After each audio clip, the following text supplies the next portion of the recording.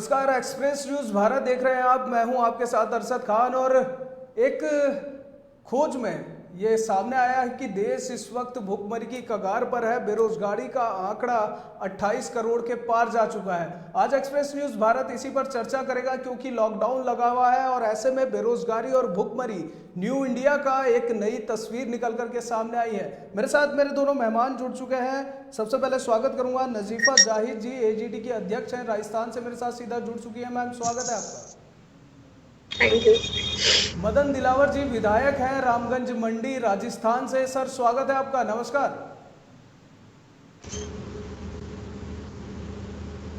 तो इस मुद्दे पर ज्यादा चर्चा करेंगे हम। नजीफा जी, पहला सवाल मैं आपसे ले लेता हूं कि जिस प्रकार से देश में लगातार बेरोजगारी और भुखमरी की जो आपातकालीन सी स्थिति इस वक्त बनी हुई है, क्या कुछ कहेंगे आप?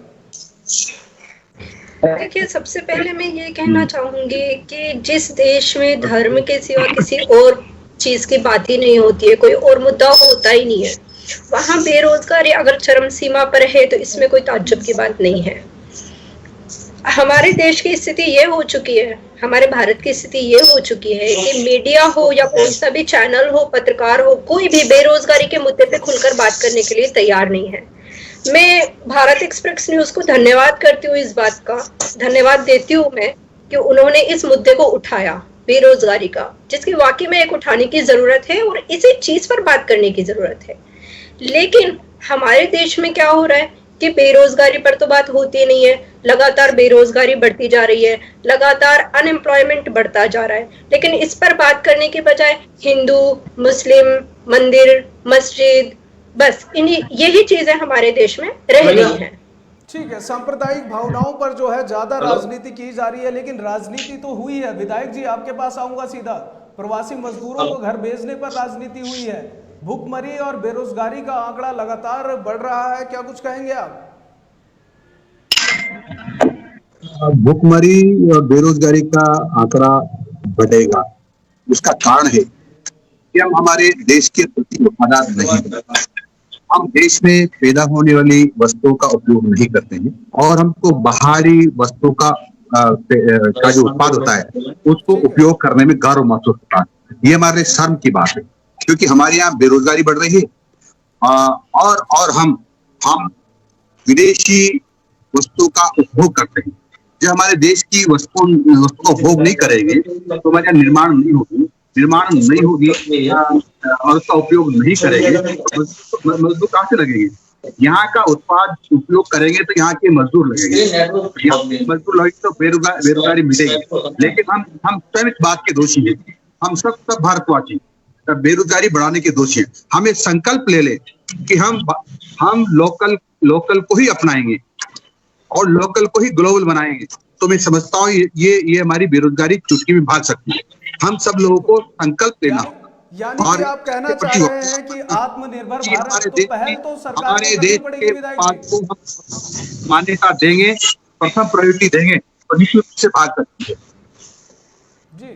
तो इस हिसाब से मदन दिलावर जी, एमएलए साहब, मैं आपसे पूछना चाहती हूँ कि इस हिसाब से इलेक्ट्रॉनिक डिवाइसेस का तो हमें यूटिलाइजेशन करना ही नहीं चाहिए, बिकॉज इलेक्ट्रॉनिक डिवाइसेस जो हैं वो ज्यादातर बाहर ही इनका प्रोडक्शन होता है, ये बाहर ही बनते हैं। तो आप ये क्यों नहीं कहते कि इस चीज से ज्यादा अहम कहीं ये चीज है कि हमें बेरोजगारी के मुद्दे पर ध्यान देना चाहिए, धार्मिक मुद्दों को छोड़ करके? मैंने कहा प्रोडक्शन हम पाएंगे, लोग लगेंगे, उपयोग करेंगे तो डिमांड बढ़ेगी तो बेरोजगारी कम होगी। मैं ये नहीं कह रहा कि उपयोग नहीं करना चाहिए। जो हमारे यहाँ बना सकते हैं, जो हमारे यहाँ बन रही है उसको उपयोग करना चाहिए, जो नहीं बन रही है उनको बनाने का प्रयत्न करना चाहिए। जब ऑटोमोबाइल्स कंपनी में लगातार अनएम्प्लॉयमेंट बढ़ता है और इसको हटा दिया जाता है, बात कहते हैं कि विदेशी ही अपनाएंगे, वो देश के प्रति वफादार लोग नहीं है, क्योंकि वो बेरोजगारी बढ़ाने में सहायक हो रहे हैं। बिल्कुल, चलिए मैं कहीं लेकिन विधायक जी, मेरा सवाल है कि और कितना वक्त लगेगा? 2014 से लगातार यह आंकड़ा गिरता चला जा रहा है, बेरोजगारी का बढ़ता चला जा रहा है। अरशद खान जी, एक सेकंड। हम भी सहायक हैं, क्योंकि हम लगातार जनसंख्या बढ़ा रहे हैं। हम जनसंख्या क्यों बढ़ाते हैं? हम 2 बच्चों तक सीमित क्यों नहीं रह जाते? हम 10-10 बच्चे पैदा करते हैं स्वयं की इच्छा से और फिर कहते हैं बेरोजगारी बढ़ रही है। बेरोजगारी तो बढ़ेगी, हम कंट्रोल क्यों नहीं करते? अच्छा, मतलब पॉपुलेशन इसकी जिम्मेदार है, तो लाखों एकड़ बंजर भूमि इंडिया में है, तो उसको क्यों नहीं प्लॉटिंग कर दी जाती, उसकी प्लॉटिंग क्यों नहीं कर दी जाती? लाखों एकड़ भूमि जिसपे एग्रीकल्चर भी नहीं हो रहा है, जिसपे एग्रीकल्चर की जमीन को कम कर दे, इसका मतलब और भूखमरी बढ़ाए। जिसको बेरोजगारी बढ़ाने के करके गरीबी को दूर क्यों नहीं किया जाता? सरकार उन जमीनों का क्या करे? तो अपने आप दूर हो जाएगी। कम बच्चे पैदा करो और हमारे उत्पाद को, स्वदेशी उत्पाद को अपनाओ, तो अधिक लोगों को रोजगार मिलेगा, अधिक लोगों को रोजगार मिलेगा तो बेरोजगारी कम होगी। छोड़ते नहीं हो रहा, बच्चों पर जा रहे हैं, बच्चों को किन को रोजगार दे रहे हैं, कितने लोगों को बेरोजगारी नहीं बढ़ेगी क्या? रोजगार नहीं बढ़ेगी क्या? देश के प्रति वफादार बनो, देश के प्रति वफादार बनो।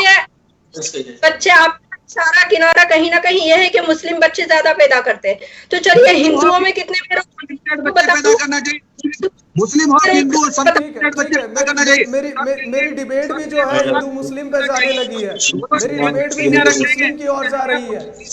जी, हमको नौकरी दो। अंदाजा है। ठीक है, थोड़ा सा ध्यान रखें, यदि हम आंकड़ों पे यदि बात करें तो ज्यादा बेहतर होगा, सिवाय इसके कि बच्चे कम पैदा करने से जो है बेरोजगारी कम हो जाएगी।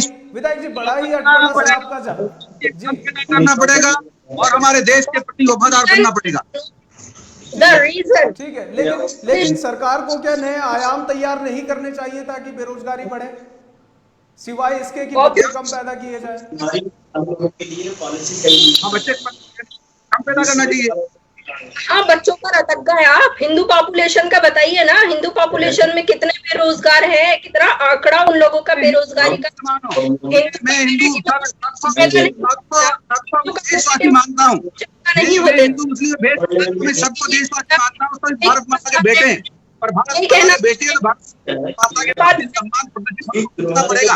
यहाँ के बेरोजगारी घटाने के लिए हमको सहायता करनी पड़ेगी, हमको कंट्रोल करना पड़ेगा। ठीक है, मैं एक एक करके बात सुन लेता हूँ। नजीफा जी, आप बात रखिए, विधायक जी जवाब देंगे। हाँ, बोलिए। लाखों एकड़ जमीन बंजर भूमि भारत में पड़ी है, जो लोग झुग्गियों में रह रहे हैं उनकी प्लॉटिंग करके गरीबी को दूर क्यों नहीं किया जाता? डिजिटल इंडिया की तस्वीर को वाकई में क्यों नहीं बदला जाता? मोदी जी सबको मकान बनाने में पट्टे दे रहे, 1.5 लाख रुपए दे रहे। कभी किसी ने सोचा था गरीबों के बारे में? केवल प्रधानमंत्री नरेंद्र जी मोदी सोच रहे हैं। मोदी जी की बात नहीं कर रही हूँ मैं, सोनिया जी की बात नहीं कर रही हूँ मैं, मुद्दे की बात, गरीबी की बात कर रही। गरीबों को मकान दे रहे, परंतु मकान कम पड़ते जाएंगे यदि लगातार ज्यादा बच्चे पैदा करेंगे तो। बच्चे सीमित करिए भाई, और बेरोजगारी कम करने के लिए लोकल को अपनाइए, लोकल को ग्लोबल बनाइए। 2 करोड़ नौकरियां कहाँ गई? कहाँ गई 2 करोड़ नौकरियां? कौन सी नौकरियां पैदा किया गया था, वो कहाँ गई? कौन सी नौकरियां? 2 करोड़ नौकरियां कहाँ चली गई? आपकी फैक्ट्री चली गया, कहाँ चली गई? हो जीडीपी का टैक्स, लोगों की बेरोजगारी कम हो। की बात पे आप जवाब क्यों नहीं देते? चाइना की पॉपुलेशन हमसे ज्यादा, लेकिन आर्थिक स्थिति उनकी हमसे ज्यादा स्ट्रॉन्ग है। आप जवाब क्यों नहीं देते? आप सहायता क्यों नहीं करते हो? आप गीत तो यहाँ हमें तो गीत वहाँ के गाते हो, आप भारत की बात करिए। बंजर बच्चे पैदा कम करिए, आप कहिए सबको कि बच्चे पैदा कम करिए भाई, और स्वदेशी अपनाइए। आपने तो बात की पैदा करके ढेर पैदा करते हैं, कहीं बेरोजगारी खुद की इच्छा से पैदा करेंगे, रोजगार मांगेंगे सरकार से, और सरकार की बात मानेंगे नहीं और कहेंगे बेरोजगारी बढ़ रही है। हम सब लोग बेरोजगारी बढ़ाने में। आप दोषी हूँ, आप दोषी है, मैं दोषी हूँ बेरोजगारी बढ़ाने में। क्यों नहीं हम चीजें लोग करते हैं? रोजगार की जिम्मेदार आप खुद है। सरकार ये क्यों नहीं कह रही थी हम आपको रोजगार देंगे, हम आपको देंगे, हम चाहते हैं ताकि विदेशी अनावश्यक रूप से रह रहे हैं तो बुरके वाली आकर के धरने पर बैठ जाती है।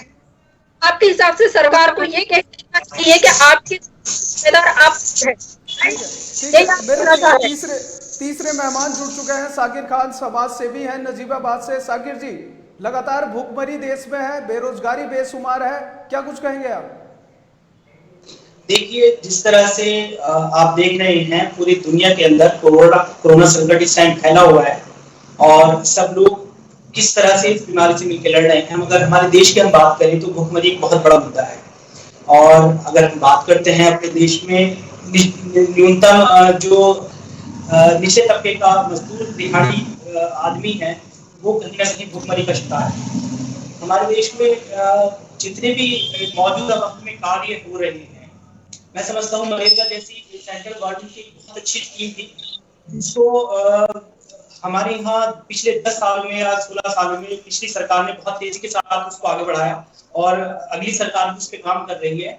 इसके थ्रू जो हमारे प्रवासी भारतीय थे जो गांव में अब आए हैं उनको बहुत अच्छी तरह से उनकी मदद की जा सकती थी, मगर उस पर इतनी तेजी से काम नहीं हो रहा। मुद्दे और बहुत सारे हैं जिन पे बात की जानी चाहिए, मगर उनको छोड़ के हम देखते हैं कि सरकार जो मौजूदा सरकार है वो राजनीति पे ज्यादा ध्यान दे रही है। कल ही की बात अगर की जाए तो हमारे जो देश के गृह मंत्री हैं वो बिहार में लाइव आकर लोगों को इलेक्शन के लिए बात कर रहे हैं, जबकि मुद्दा है असल बेरोजगारी, कोरोना संकट, लोगों की आर्थिक स्थिति, देश की आर्थिक स्थिति, उस पर हम बिल्कुल खामोश हैं। हमें उस पर बात की जानी चाहिए और सब लोगों को साथ लेके, यहाँ विपक्ष का और पक्ष का दोनों का साथ जरूरी है। हमारे देश के प्रधानमंत्री एक बात बार बार कहते हैं, सबका साथ सबका विकास, मगर सबके विकास के लिए जरूरी है सब लोगों को साथ शामिल किया जाए। हमारे जितने भी राज्य हैं सबके मुख्यमंत्री अपने स्तर पे जितना काम कर रहे हैं, अगर हम बात करें मैं अपने यहाँ की छोटी सी जगह की बात करूं तो शासनादेश की अगर हम बात करें तो मैं देखता हूं कि जिले के आदेश, स्टेट के आदेश और कहीं ना कहीं सेंट्रल के आदेश अलग हो जाते हैं, तो एक स्पष्ट स्थिति बन के नहीं आती और लोग भ्रमित रहते हैं। जिस तरह से लॉकडाउन अब स्टार्ट हो चुका है और लोग घरों के बाहर हैं, प्रवासी अपने घरों को आ रहे हैं, एक स्पष्ट स्थिति क्लियर नहीं हो पा रही है। जहां से पूरी दुनिया की बात करें तो इस चक्र में आके सब जगह कोरोना का जो संकट था वो लॉकडाउन की वजह से डाउन पे जाना शुरू हुआ, मगर हमारे देश में ये संकट बढ़ रहा है। तो एक अहम मुद्दा ये भी है बेरोजगारी के साथ साथ कि किस तरह से लोगों को कुछ इस तरह की सेंट्रल गवर्नमेंट को स्कीम लानी थी कि जो बेरोजगार हैं वो किस तरह अपने घर का खर्च चला सके, अपने घर का 2 टाइम का चूल्हा जला सके और भूख से ना मरे। अगर इस पे बात की जाए तो मैं समझता हूँ आने वाले वक्त में बहुत बुरा माहौल, बहुत बुरा वक्त आने वाला है। ठीक है साकिर साहब, मैं जवाब ले लेता हूँ। विधायक जी, क्या सरकार की जिम्मेदारी नहीं है कि सभी का विकास किया जाए, सभी को देश में विकास किया जाए, सभी को रोजगार दिया जाए, बेरोजगारी को खत्म किया जाए? मोदी जी कहते हैं कि मेरे देश में न्यू इंडिया में कोई भूखा ना सोएगा। ये सबकी जिम्मेदारी है कि बेरोजगारी को कम किया जाए, बेरोजगारी को बढ़ने नहीं दें, सबको रोजगार मिले। इसके लिए आवश्यक है कि हमारे यहाँ, जो मैंने पहले भी कहा है कि जो हमारे यहाँ दैनिक उपयोग की या जीवन में उपयोग होने वाली वस्तुएं जो यहाँ निर्माण होती है उनका उपयोग करें और जो निर्माण नहीं होती है उनका निर्माण करने की कोशिश करें। दूसरी बात, जनसंख्या को नियंत्रण करें।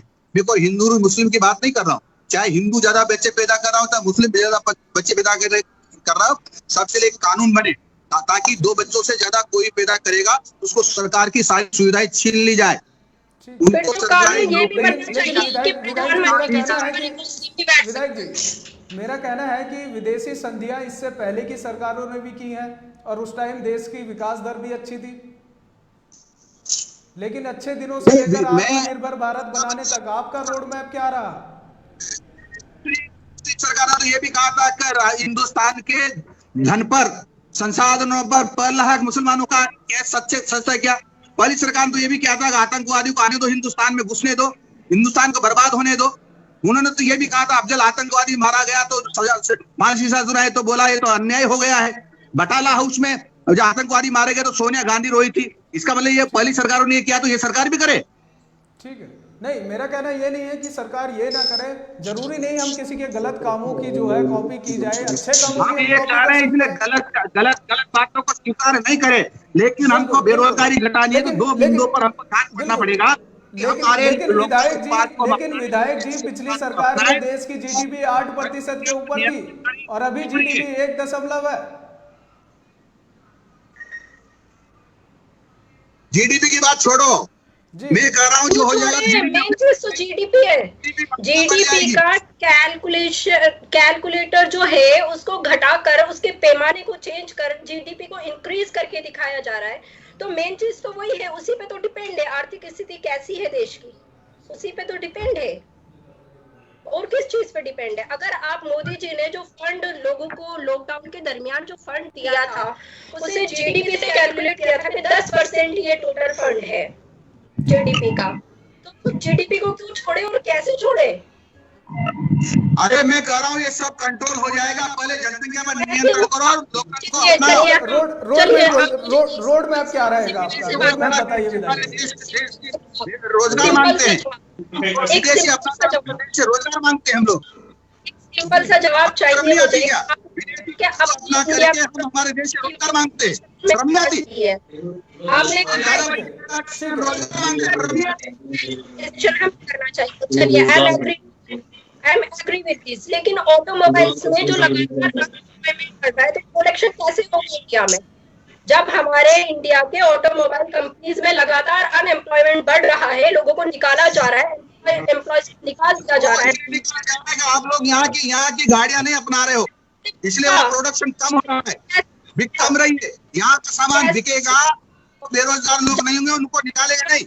जब उनकी बिक नहीं है तो प्रोडक्शन कम कर रहे हैं तो लोगों को निकालना पड़ रहा है। तो लाइक कर रही है, क्यों है ऐसा? कहीं ना कहीं हमारे प्रोडक्शन में कमी है या क्या है? प्रोडक्शन की कमी नहीं है, हम लोग देश के प्रति वफादार नहीं है। यहाँ का अन्न खाकर भी दूसरे देशों की वकालत करते हैं, दूसरों को धनाढ्य बनाने की कोशिश करते हैं।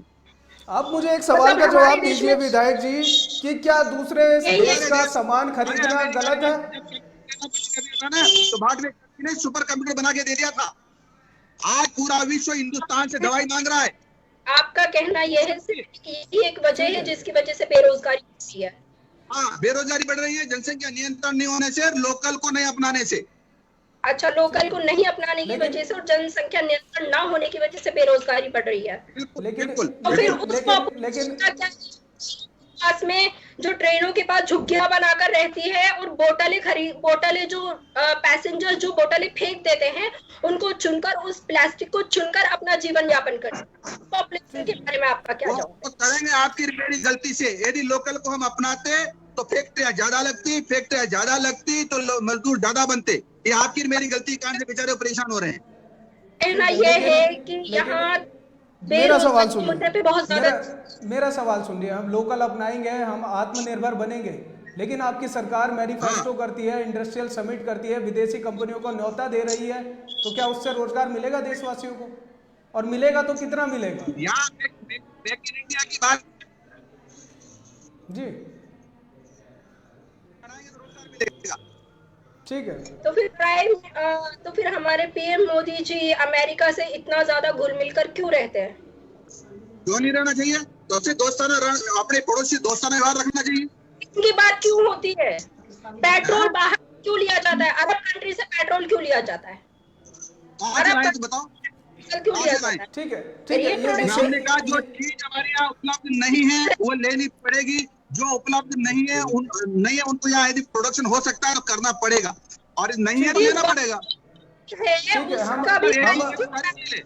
दैनिक उपयोग की चीजों की बातें कर रहे हैं, इसका मतलब आप और मैं देश के प्रति वफादार नहीं, इसलिए ऐसी बातें कर रहे हैं। ठीक है, मैं साकिर साहब के पास आऊंगा। साकिर साहब, मंगल यान जो है भेजने वाली सरकार अपने देश के प्रवासी मजदूरों को घर तक नहीं भेज पाई। ये न्यू इंडिया की तस्वीर दिखा रहा हूं मैं आपको। जी, अभी मैं विधायक जी को सुन रहा था, विधायक जी कह रहे थे कि आप मौजूदा वक्त में देश की जीडीपी छोड़िए, तो हम अपने देश की जीडीपी पे बात नहीं करेंगे तो कि हम दूसरे देश की जीडीपी पे बात करेंगे। ठीक है, मैं बेरोजगारी और प्रवासी मजदूर और भूखमरी पर बात कर रहा हूँ। मेरा सीधा सा सवाल है कुपोषण और भूखमरी में अपना देश नेपाल और श्रीलंका से पीछे क्यों है? ये हमारी जो मौजूदा सरकार है उसकी नाकामी है। मगर अगर हम देश की बात करें, हमें एकजुट होकर काम करना है, तो सरकार के पास कोई क्लियर विजन नहीं है इस वक्त कि किस तरह से बेरोजगारी को कंट्रोल किया जाए। अगर हम 2019 और 2020 के आंकड़ों की बात करें तो जो बेरोजगारी दर जो बेरोजगारी का जो आंकड़ा था, जो लोग हमारे पास थे निचले तबके के, वो 9.8 थे, और मौजूदा वक्त में अगर हम अप्रैल की बात करें तो 2.7 या 2.8 हमारे पास बचा है जो लोग बेरोजगार बचे हैं। अभी तो वैश्विक संकट मैं कहूंगा कि ये इसके संकट ऊपर एक बहुत जाकर के नहीं आता है, और ये संकट मंथन समाप्त करने क्या की है, जरूरत है हमारे बस। जीडीपी रेशो को 67 दिखाया जा रहा है। मैं सुन लेता हूँ विधायक जी, मैं क्या है, जमाती पूरे देश से फैल फैल के कोरोना को बनाया है। ये लो, ठीक है। फिर जमात पे बात आ गई, थोड़ी देर में गाय पे बात आ जाएगी, है ना, जमाती थोड़ी देर में गाय गोबर पे बात आ जाएगी। जब हम करते हैं तो हम जितने बाहर अन्य देश हैं उनके साथ हम कारोबार करते हैं, और हमारे प्रधानमंत्री जी आजकल भ्रमण पे नहीं है, दुनिया के भ्रमण पर नहीं है, मगर जितने भी उनके भ्रमण थे कहीं ना कहीं वो आयात और निर्यात को लेके थे, कारोबार को लेके थे। तो जब हम स्वदेशी की बात करेंगे तो हमारी इस तरह के भ्रमण ही हमारा कारोबार, हम कहाँ ले जाना चाहते हैं देश को, हम किन लोगों को भ्रमित कर रहे हैं। हम कोई भ्रमित नहीं विधायक करें, हम साहब, जमातियों ने कोरोना फैला दिया तो गुजरात में तो ट्रंप आकर गए थे। उत्पाद अपना विधायक साहब, जमातियों ने अगर कोरोना फैला दिया तो गुजरात में कौन से जमाती पहुंचे थे? गुजरात में तो ट्रंप आए थे, तो ट्रंप ने कोरोना फैला दिया क्या? तो ट्रंप ने कोरोना फैला दिया क्या? ऐसा प्रदेश नहीं था जहाँ नहीं ट्रंप पहुंचा। ने ट्रंप ने कोरोना फैला दिया, ट्रंप की बेटी ने कोरोना फैला दिया। आप मुद्दे की बात क्यों नहीं करते हैं? कोरोना फैला दिया, मुद्दे की बात क्यों नहीं करते हैं? कुत्ते की कर रहा हूँ। ये मुद्दे की बात नहीं है। क्या आपकी मीडिया दिखाती है, क्या आपकी मीडिया दिखाती है जमाती थूक रहे हैं, जमाती थूक रहे हैं, और थोड़ी देर के और थोड़ी दिन उसकी जांच हो जाती है, और फिर वो वीडियो गलत साबित हो जाता है, कि वो वीडियो गलत साबित हो जाता है। ठीक है, मैं सवाल ले लेता हूँ, एक्सेप्ट जमाती, क्योंकि जमाती का मुद्दा जा चुका है, अब उस पर सियासत करना जो है सही नहीं होगा। हमारे लड़ रहे थे तो हम लेके बेचारों के ऊपर। जी बिल्कुल गलत जी बात जी है। विधायक जी 20 लाख करोड़ का बड़ा पैकेज, जी विधायक जी 20 लाख करोड़ का बड़ा पैकेज आपकी सरकार लाई। वाईएस राजशेखर रेड्डी की सरकार देखिए, चंद्रबाबू की सरकार देखिए, जगन मोहन रेड्डी की सरकार देखिए, केसीआर की सरकार देखिए, किस तरह वो सरकार चला रहे। वाईएस राजशेखर रेड्डी को मरे हुए इतने साल हो गए, पर आज भी जनता उनको याद करती है। और महाराष्ट्र में चल रही है ना सरकार, देख लीजिए ना आप जाकर क्या हाल हो रहा है। नॉर्थ ने सब जगह का दौरा किया है, नॉर्थ इंडिया से ज्यादा खुश है लोग। सरकार चल रही है ना, देश को बर्बाद कर दिया, लॉकडाउन की पालना नहीं करा पाए, कर्फ्यू की पालना नहीं करा पाए, जो कोरोना फैल रहा है डाल पाए। क्योंकि घाटी में पानी के काल से गाय मर रही हैं। अगर आपको ध्यान देना कीजिए, चुनाव के लिए गाय, मंदिर, मस्जिद, धर्म, इन चीजों को मत लाइए। अगर वाकई में आप केयरफुल है जाके वहाँ, तो गाय मर रही है वहाँ, समान कानून चाहिए, सबको समान अधिकार होना चाहिए। ये 3 तलाक का कानून आपके यहाँ क्यों था? मोदी जी ने खत्म कर दिया। पानी कर रही है। ठीक है, जाकर के मेरा मुद्दा जो है छूट रहा है। मैं चाहता हूं कि ये डिबेट कोई ना कोई नतीजा यहां से निकाले, बेनतीजा साबित ना हो। भूखमरी और बेरोजगारी और कुपोषण, ये 3 अहम मुद्दे हैं। आखिर क्यों ना इनको भी बढ़ाया जाए, विकास के साथ साथ देश में कुपोषण खत्म किया जाए, बेरोजगारी खत्म की जाए, भूखमरी खत्म की जाए। क्या इस ओर आपकी सरकार को ध्यान नहीं देना चाहिए? करना पड़ेगा, जनसंख्या पर नियंत्रण करना पड़ेगा। जब इतना बढ़ रहा है, टैक्स जब इतना है, जीएसटी जब इतनी ये मुझे समझ नहीं आया विधायक जी, ये कैसा रोड मैप हुआ आपका कि जनसंख्या नियंत्रण कीजिए? सरकार को ये अलग बजट पास नहीं करना चाहिए? 20 लाख करोड़ का आप बड़ा बजट लेकर आए हैं, क्या उससे गरीबी नहीं मिटाई जा सकती थी? क्या कुपोषण खत्म नहीं किया जा सकता था? क्या प्रवासी मजदूरों को घर नहीं भेजा जा सकता था? भारत के प्रधानमंत्री नरेंद्र मोदी से मांग कर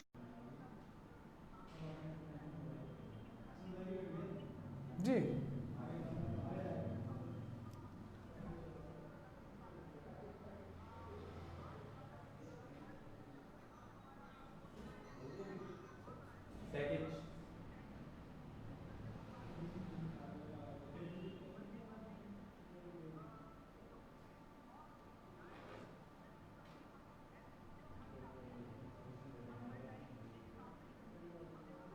ठीक है, ठीक है, मेरे पास कुछ आंकड़े हैं, एक छोटी सी स्टोरी है, वो आप देखिए, उससे शायद पता चले कि देश की वर्तमान स्थिति क्या है और कब से ऐसा चला आ रहा है। कितने लोग घर पर बैठे हुए हैं, हम लोग जानते हैं क्या सब बंद हो रहा है, लेकिन इसका कोई आंकड़ा हमारे पास नहीं था। Centre for monitoring Indian economy ने जो रिपोर्ट जारी की है वो ये बताती है कि देश में कितने लोग अभी बेरोजगार हैं। वो कहते हैं कि पहली बार बेरोजगारी 23% हो गई। कोरोना वायरस के संक्रमण से पहले देश में 8% बेरोजगारी थी, जो बर्दाश्त से बाहर नहीं मानी जाती है। ये पहले से ही ज्यादा थी। अब इसे कहेंगे कंगाली में आटा गीला होना। बेरोजगारी 3 गुना और बढ़ गई है। अब इस आंकड़े को तोड़कर देखने की कोशिश कीजिए। जब देश में कोरोना वायरस का संकट नहीं था और लॉकडाउन नहीं हुआ था, उस वक्त अंदाजन 40 करोड़ भारतीय किसी न किसी रोजगार में थे और 3 करोड़ बेरोजगार थे। अब ये आंकड़ा 40 करोड़ एक झटके में घटकर 28 करोड़ तक पहुंच गया है। मतलब कि 12 करोड़ लोगों का रोजगार एक झटके में चला गया। इतिहास में ऐसा पहले कभी नहीं देखा गया, जिसमें एक झटके में इतनी बड़ी संख्या में लोगों का रोजगार खत्म हो गया हो। वहीं 2014 से लगातार भारत भुखमरी की मार झेल रहा है। हंगर इंडेक्स की एक रिपोर्ट के अनुसार 2014 में भारत 55वें स्थान पर था, साल 2015 में 80वें स्थान पर, 2016 में 97वें स्थान पर भारत की रैंकिंग रही, 2017 में 100वें स्थान पर, 2018 में 103वें स्थान पर भारत रहा। वहीं 2019 में 102वें स्थान पर भारत की रैंकिंग रही। लेकिन अब जब देश में लॉकडाउन है और देश के सभी छोटे बड़े उद्योग धंधे बंद हो गए हैं, तो आने वाली रिपोर्ट में भारत की स्थिति बेहतर होने की उम्मीद नहीं की जा सकती है। मोदी सरकार के न्यू इंडिया में हजारों बच्चे भूख से मरते हैं, लाखों लोग भूख से सोते हैं, लाखों लोग भूखे सोते हैं। मोदी के सपनों के भारत की भूखमरी और कुपोषण में स्थिति नेपाल और श्रीलंका से भी बदतर है। गरीबों की भूख पर राजनीति होती है, सियासत की जाती है, लेकिन गरीब की मदद नहीं की जाती है। मंगल पर अपना यान भेजने वाली मोदी सरकार लॉकडाउन में फंसे देश के गरीब मजदूरों को अपने घर नहीं भेज पाती है। ये न्यू इंडिया की तस्वीर है। 2014 से लगातार बेरोजगारी और भूखमरी के आंकड़े बढ़ने लगे हैं। उससे पहले भी ये आंकड़े लगातार बढ़ रहे थे। बीच बीच में उतार चढ़ाव आया। ऐसा नहीं है कि बीजेपी सरकार में उतार चढ़ाव नहीं आया है, बीजेपी सरकार में भी उतार चढ़ाव आया है। 2019 में थोड़ा स्थिति सही हुई थी, लेकिन उसके बाद से लॉकडाउन और ये कोविड-19 का प्रकोप जब से देश को अपनी चपेट में लिया है, ये आंकड़ा बढ़ने की उम्मीद है। हम ज़्यादा बेहतर उम्मीद नहीं कर सकते हैं, क्योंकि अभी भी 3-4 लॉकडाउन अभी देश देख चुका है और अब अनलॉक 1 से इसको खोलने की शुरुआत की गई है। हालांकि सरकार बड़ा पैकेज लेकर आई 20 लाख करोड़ का, लेकिन क्या देश से भूखमरी और कुपोषण क्या कभी हमेशा के लिए खत्म हो पाएगा? ये एक बड़ा सवाल है। विधायक जी, सबसे पहले आप शुरुआत कीजिए।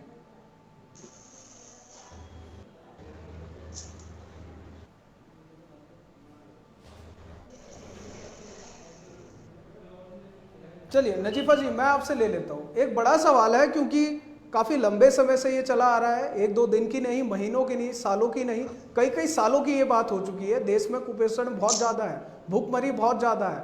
आज भी लाखों बच्चे, हजारों बच्चे रोज भूखे सोते हैं और हर दिन हजारों की संख्या में बच्चे अपनी जानें दे रहे हैं भूख की वजह से। देखिए, मैं फिर यही बोलूंगी कि जिस देश में सिर्फ और सिर्फ धर्म की, मंदिर, मस्जिद, गाय, गोबर, बस इनकी बात होती है, जमाती ने कोरोना फैलाया, इस तरीके की बेहुदा बातें होती हैं, उस देश में बेरोजगारी अगर अपने चरम सीमा पर है तो इसमें कोई ताज्जुब की बात नहीं है। ये आज चरम सीमा पर है, ये थोड़े दिन के बाद में चरम सीमा से भी और भी ऊपर चली जाएगी, क्योंकि हमारी सरकार का हाल ऐसा है कि सरकार खुद नोटिस जारी करती है कि लॉकडाउन के बीच एम्प्लॉयज को कोई नहीं हटाएगा, और जब हटा दिया जाता है तो फिर वही सरकार दोबारा से नोटिस जारी करती है कि ये कर्मचारियों का और उनका मामला है, इसके बीच हम नहीं आएंगे। तो ये कहा कि पहले क्यों नोटिस जारी किया गया, फिर बाद में उसको पार्टी बदल दी जाती है। तो ये जो स्टैंड नहीं है, हमारे देश में कोई स्टैंड नहीं है किसी चीज का, तो बेरोजगारी लगातार बढ़ेगी ही और आगे और बढ़ेगी, और भी बुरा हाल हमारे देश का होने वाला है अगर हम नहीं सुधरे तो। मैं आपको बताऊं, शिक्षा पर हमारे देश में शिक्षा पर ध्यान नहीं है। हमारे देश में 1 लाख वैकेंसी निकलती है, तो उसके जो एग्जामिनर्स होते हैं वो 5 लाख होते हैं। उनका पैसा भी जाता है फॉर्म भरने में और उनको वैकेंसीज भी उनके लिए अवेलेबल नहीं होती है। और जो यहाँ MA पढ़े हुए लोग हैं वो तक पियोन की जॉब के लिए फॉर्म अप्लाई करते हैं। आप निकालिए आंकड़ा, आपके सामने आएगा, आप मीडिया हैं, आप दिखाइए जनता को कि क्या हो रहा है हमारे देश के एजुकेटेड लोगों के साथ में, कि एमए पढ़े हुए लोग पियोन के लिए फॉर्म भर रहे हैं कि उनको पियोन की जॉब मिल जाए।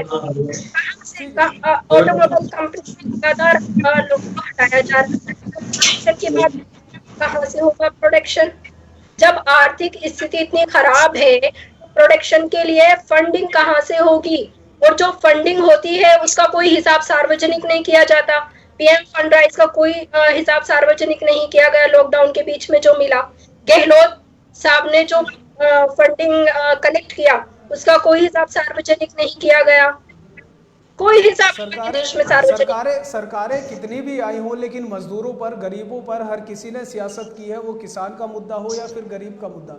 साकिर साहब, जब कोई विदेशी भारत आता है, जी जी, जमातियों को फैलाया है, जो हजारों लाखों की तादाद में जो निकल कर आए हैं, जिन्होंने पलायन किया है, क्या वो सब जमाती थे? ठीक है, ठीक है, बातें काफ़ी सारी हैं, मुद्दे काफ़ी सारे हैं, लेकिन जमातियों पर चर्चा हम किसी और दिन करेंगे। साकिर साहब, हम विदेश जाते हैं, लाखों खर्च करते हैं और वहाँ की सुंदरता देख के आते हैं, वहाँ के इंजीनियरिंग के कमाल देख कर आते हैं, बड़ी बड़ी इमारतें देख कर आते हैं, लेकिन जब कोई विदेशी इंडिया आता है तो वो देश में गरीबी ढूंढता है और गरीबों को देखता है, क्योंकि उसके लिए वो एक अलग बात होती है।